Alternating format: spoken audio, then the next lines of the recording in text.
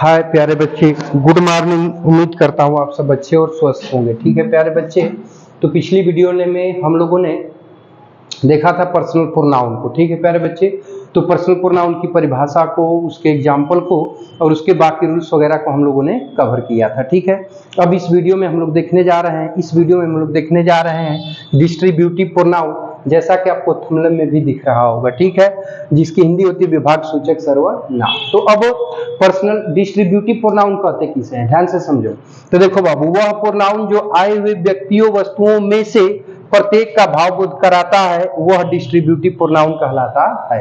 यानी प्रोनाउन दिया है, ठीक है, जिस शब्द के अर्थ से एक का भाव बोध हो, कितने का भाव बोध हो, एक का, तो वही प्रोनाउन आपका पर्सनल प्रोनाउन कहलाएगा। समझ आ रही बातचीत? अब थोड़ा सा बातचीत को ध्यान से समझिएगा। ठीक है प्यारे बच्चे, देखो जैसे कह रहा है कि each of the two students, ठीक है, दो छात्रों में से प्रत्येक वाज ऑनेस्ट, ईमानदार था। तो दो छात्रों में से प्रत्येक ईमानदार था। ठीक है, तो प्रत्येक का मतलब क्या होता है, ईच होता है। प्रत्येक का मतलब क्या हुआ, ईच। तो अब इसका मतलब कि कह रहा है कि दो छात्रों में से प्रत्येक ईमानदार था। तो प्रत्येक ईमानदार था का मतलब कब थे, 5 गो, कि प्रत्येक का मतलब क्या हुआ, एक। ठीक है, तो अब कहने का तात्पर्य क्या है प्यारे बच्चे, तो कहने का तात्पर्य यह है कि ईच शब्दवा से यहाँ पर आपका पहले तो इसे देखो, इसे समझो। कह रहा है कि each of the two student, दो छात्रों में से प्रत्येक, तो प्रत्येक का मतलब क्या, स्टूडेंट ना। तो इसका मतलब क्या है, ईच शब्दवा का प्रयोग किसके लिए किया गया, स्टूडेंट के लिए। स्टूडेंट आपका क्या है, नाउन है। तो वह शब्द जिसका प्रयोग नाउन के लिए किया जाता है वो क्या कहलाता है, प्रोनाउन। तो ईच यहाँ पे क्या कहलाएगा, प्रोनाउन। लेकिन कह रहा है कि दो छात्रों में से प्रत्येक, ठीक है, दो छात्रों में, समझ रहा हूं, दो छात्रों में से प्रत्येक, तो प्रत्येक का मतलब क्या हुआ, एक। तो आखिरकार ईच शब्दवा के ही अर्थ से तो एक का ज्ञान हो रहा है ना। तो ये ईच शब्दवा ही तुम्हारा क्या कहलाएगा, तो डिस्ट्रीब्यूटिव प्रोनाउन कहलाएगा। समझ आई बातचीत, समझे हो? अब देखो कह रहा कि either of this two pens, इन दो कलमों में से कोई सी। Either of this two pens, इन दो कलमों में से कोई सी। तो क्या कोई सी, कलम ना। तो इसका मतलब क्या है, आइदर शब्द का प्रयोग किसके लिए किया गया प्यारे बच्चे, कलम के लिए किया गया। और कलम तुम्हारी क्या है, नाउन। तो वह शब्द जिसका प्रयोग नाउन के लिए किया जाता है वो अपने आप में क्या होता है, प्रोनाउन होता है। तो अब यहाँ पे आइदर क्या कहलाएगा, प्रोनाउन। लेकिन आइदर माने कोई सी, तो कह रहा है कि दो कलमों में से कोई सी कलम लाल। तो कोई सी का मतलब क्या है, एक ही ना है, बोलो। तो अब आइदर शब्द से एक का ज्ञान हो रहा है, तो अतः ये आइदर ही आपका क्या कहलाएगा, तो डिस्ट्रीब्यूटिव प्रोनाउन कहलाएगा। ठीक है प्यारे बच्चे, स्क्रीनशॉट ले लो अथवा नोट कर लो, तो बातचीत को आगे बढ़ाता हूं। ठीक है, हाँ तो प्यारे बच्चे अब ध्यान दीजिएगा, बातचीत को आगे थोड़ा सा बढ़ाते हैं। तो देखिए समझने की कोशिश करेगा। देखिए एक फार्मूला होता है, ध्यान से समझिएगा। देखिए यहाँ होता है कि नाउन, ठीक है प्यारे बच्चे, प्लस प्रीपोजिशन, ठीक है, और इसके बाद प्लस नाउन, ठीक है, नाउन। ध्यान से समझो है लड़के, ध्यान से समझो, नाउन, ठीक है। तो अब यहाँ पर जो वर्ब आती है, यहाँ पर जो वर्ब आती है, ठीक है, ध्यान से दीजिए, समझिएगा। तो कह रहा है कि अगर किसी वर्ब का सब्जेक्ट का स्ट्रक्चर, यदि किसी वर्ब के सब्जेक्ट के स्ट्रक्चर में नाउन हो, प्रीपोजिशन हो, फिर नाउन हो, समझ आ रही बात। तो यहाँ पर जो वर्ब आएगी वो हमेशा आपका पहले नाउन के अनुसार आएगी। अगर ये नाउन सिंगुलर होगा तो यहाँ सिंगुलर वर्ब आएगी, और ये नाउन प्लूरल होगा तो यहाँ पर प्लूरल वर्ब आएगी। समझ में आ रही बातचीत? इस रूल का, ये रूल बहुत महत्वपूर्ण है, इसको नोट कर लीजिएगा। समझ में आ रही बाबू? अब देखो, तो अब ध्यान से समझिएगा। तो पहला क्वेश्चन यहाँ से बनाएगा, ध्यान से समझिएगा। ठीक है, देखिए अब यहाँ से क्वेश्चन बनाएगा, बातचीत को ध्यान दीजिएगा थोड़ा सा। ठीक है, देखिए अब क्वेश्चन कैसे बनाएगा, ध्यानपूर्वक समझने की कोशिश करिएगा। देखो बाबू, यहाँ पर और यहाँ पर, ठीक है, यहाँ पर हमने कर दिया वर्ब। चलो एक एक बताता हूँ फिर बाद में। ठीक है, यहाँ पर हमने क्या कर दिया, वर्ब, ठीक है, यहाँ इसको दिखा दिया ईरब, ठीक है। तो अब थोड़ा सा ध्यान से समझिएगा। अब देखिए ये नाउन है, ये पहला नाउन की जगह पे है ना बाबू, ये क्या है, प्रीपोजिशन है, ठीक है, और ये क्या है, दूसरे नाउन की जगह पे है कि नहीं है। तो अब यहाँ पर जो वर्ब आएगी, तो हाई पहला नाउन ईच के अनुसार ना यहाँ पर वर्ब आनी चाहिए, बोलो। तो ईच माने क्या होता है, प्रत्येक। तो प्रत्येक का मतलब एक होता है कि दो होता है, एक होता है। तो इसका मतलब कि अब ये सिंगुलर का भाव बोध करा रहा है, तो यहाँ पर वर्ब भी आपकी सिंगुलर आनी चाहिए। तो वर्ब कैसी लगाया है, प्लूरल। तो वाक्य में एरर है, जब इसे सही करेंगे तो वर्ब की जगह यहाँ किसका प्रयोग करोगे, वाज का, तब जाकर आपका वाक्य क्या होगा, सही होगा। समझ आई बातचीत, समझे हो बातचीत को? हाँ ठीक है, इसे नोट करो।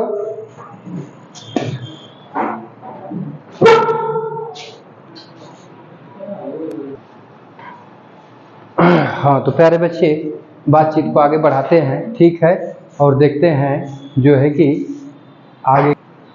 हाँ तो प्यारे बच्चे ध्यान दीजिएगा, देखिए अब अगला नोट क्या है, नोट नंबर सेकंड है कि ईच हो गया, और ईच का प्यारे बच्चे शाब्दिक अर्थ होता है प्रत्येक। क्या होता है? प्रत्येक।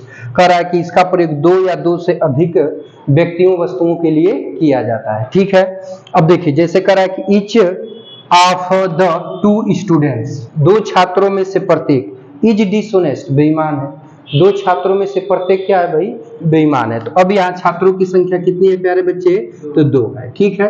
नीचे वाले में कह रहा है कि each of the 3 students was honest, 3 छात्रों में से प्रत्येक ईमानदार है। तो अब यहाँ छात्रों की संख्या कितनी है प्यारे बच्चे? 3 है। तो अब यहाँ 2 के लिए और नीचे वाले में 2 से अधिक के लिए किसका प्रयोग किया गया है? तो ईच का किया गया था। बातचीत समझ में आ रही है? समझ रहे हो ना? ठीक, बस इतना इसमें जानना था, स्क्रीनशॉट ले लो, तो फिर बातचीत को आगे बढ़ाते हैं। हो गया? चलो देखो प्यारे बच्चे ध्यान दो, अब ध्यान से समझिएगा। देखिए आगे की ओर बढ़ाते हैं प्यारे बच्चे बातचीत को। तो आगे अगला नोट क्या कर रहा है, ध्यान से समझिएगा, साथ साथ बाई नोट करते रहिएगा। देखिए तो अगले रूल में कह रहा है प्यारे बच्चे कि आइदर, अगला नोट है, अगला है आइदर, ठीक है। तो कह रहा है कि आइदर का शाब्दिक अर्थ होता है दो में से केवल एक, केवल एक, ठीक है प्यारे बच्चे, 2 में से केवल एक, ठीक है,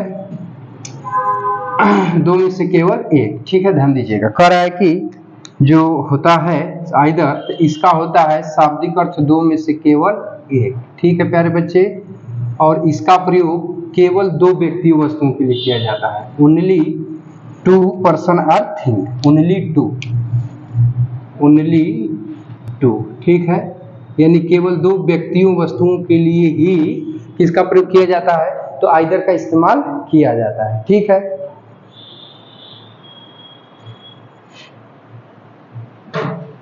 देखिए जैसे कह दिया जाए कि आइदर, अच्छा देखिए ध्यान से समझिएगा, यहाँ पे एक चीज और समझ लो, साथ में ध्यान देना।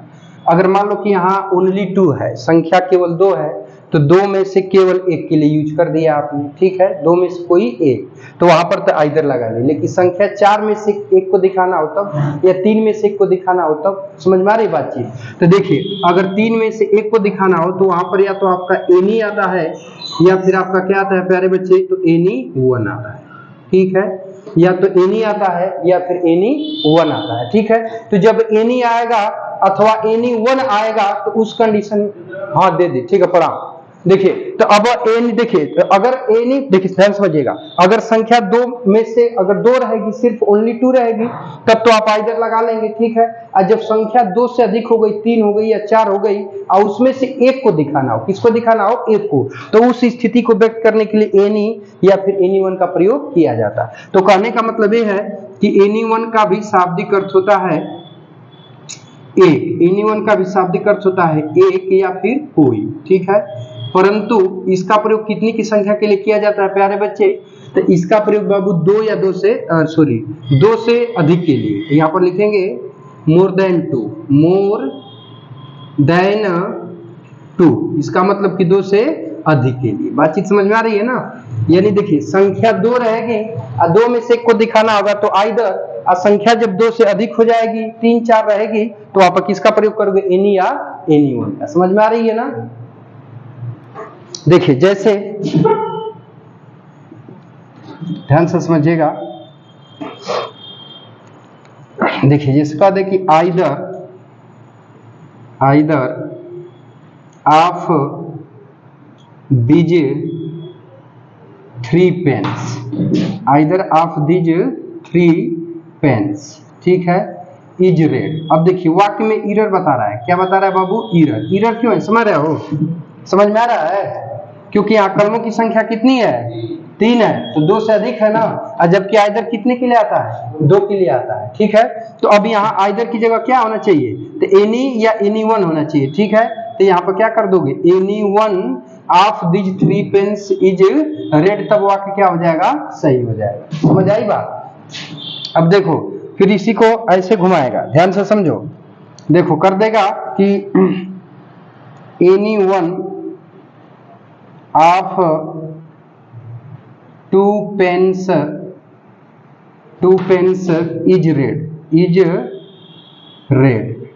अब ये इरर हो जाएगा, ठीक है।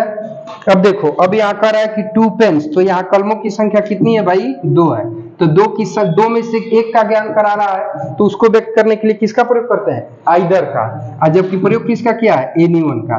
तब इरर है, अब यहाँ आइदर कर दोगे तब वाक्य क्या हो जाएगा बाबू? सही हो जाएगा। समझ आई बातचीत? चलो इसको नोट कर लो, तो बातचीत को आगे बढ़ाते हैं। हाँ तो प्यारे बच्चे ध्यान दीजिएगा, देखिए अब अगले रूल की तरफ बढ़ते हैं। तो अगले रूल में क्या कर रहा है बाबू कि जो नाइदर होता है, ठीक है ध्यान से समझिएगा, जो नाइदर होता है तो इसका प्रयोग 2 में से कोई एक, यानी 2 व्यक्तियों वस्तुओं के लिए तो किया जाता है, लेकिन 2 में से कोई नहीं के सेंस में किया जाता है। जबकि जब बातचीत 2 से अधिक की कर दे, तो मतलब 2 से अधिक यानी मोर देन 2, ठीक है। तो 2 से अधिक 3, 4, 5, 6, 7 कितना हो भी रहे, वहां एक भी नहीं का सेंस निकालना है, तो वहां किसका प्रयोग करेंगे? तो नन का करेंगे। समझ आ रही बातचीत? देखो तो कह रहा है कि neither of the 5 students is laborious, 5 छात्रों में से एक भी मेहनती नहीं है, ठीक है। देखो इधर समझो, तो अब बाबू यहाँ हाई छात्रों की संख्या कितनी है? 5 है। तो संख्या छात्रों की यहाँ क्या है? 2 से अधिक है ना, तो 2 से अधिक 5 हो गई, तो वहां पे नाइदर आएगा कि नन आएगा? तो नन आना चाहिए, जबकि लगाया क्या है? नाइदर। तो वाक्य में गलत है। जब यहाँ पर आप क्या कर लोगे? नन कर लोगे, तब तुम्हारा स्टेटमेंट प्यारे बच्चे क्या हो जाएगा? सही हो जाएगा। समझ आई बातचीत? तो अभी आपका स्टेटमेंट क्या हो गया? सही हो गया, ठीक है। तो प्यारे बच्चे इस वीडियो में बस यही तक रहने दे रहे हैं। वीडियो कैसा लगा?